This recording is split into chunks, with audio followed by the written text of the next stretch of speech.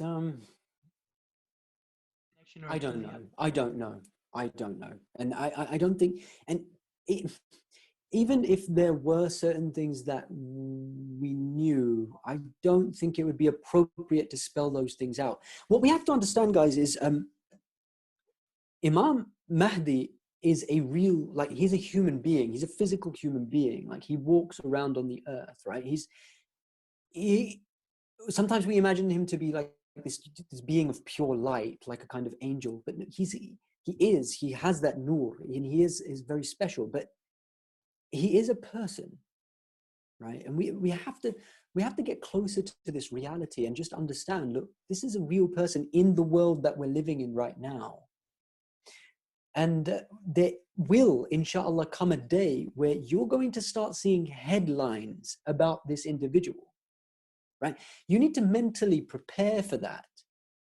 It shouldn't come as too much of a shock for you.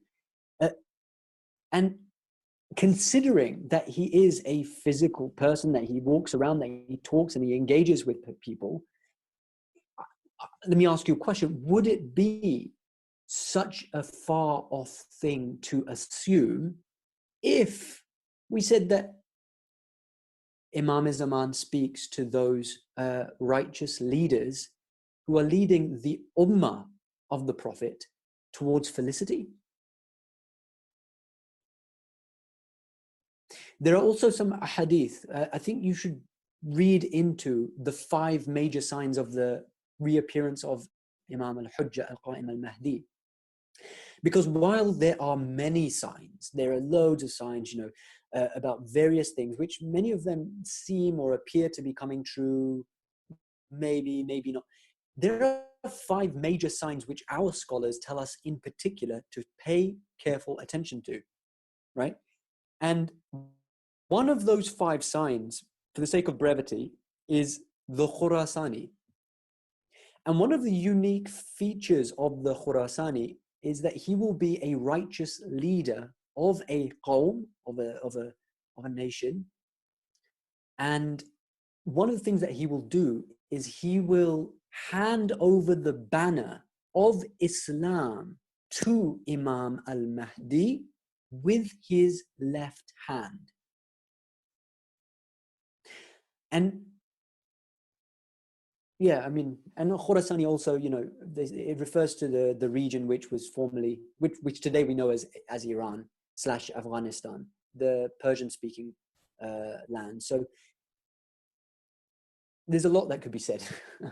I'm holding back on this one a little bit. Wow, that's right, because Ayatullah Khamenei has lost his right arm in a bomb blast, right? If I'm not mistaken. Imam Khamenei's right hand is paralyzed. Yes, and it was a bomb blast. Yes, you're right. He was giving a sermon, and this is, remember, Imam Khamenei is he's not an ordinary marja. He's not an ordinary scholar. He is a person who gave his life in the way of Islam. He was on the battlefield. He knows what the battle is all about. This is a person who has engaged with, like, okay, fiqh is one thing, right?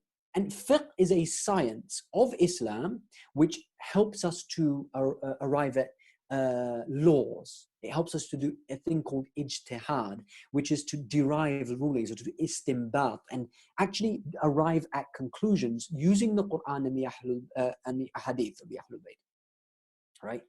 A person who has that strength and that level of expertise is referred to as a marja, an ayatullah, a mujtahid.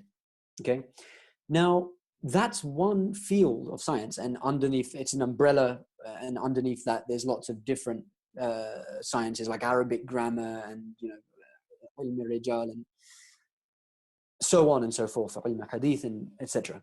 Okay, now he has that, and he has it very well, right? He's a mujtahid.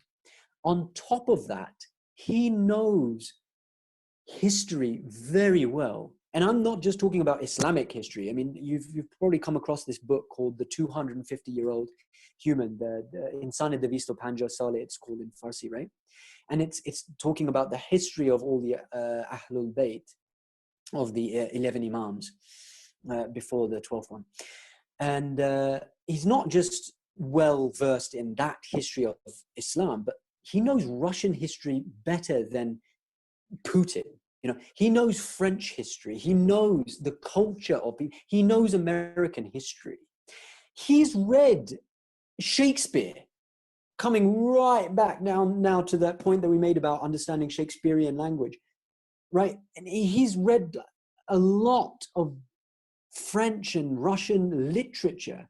Now, academics will really appreciate how much more of a depth of understanding that gives to any individual, let alone a marja, right?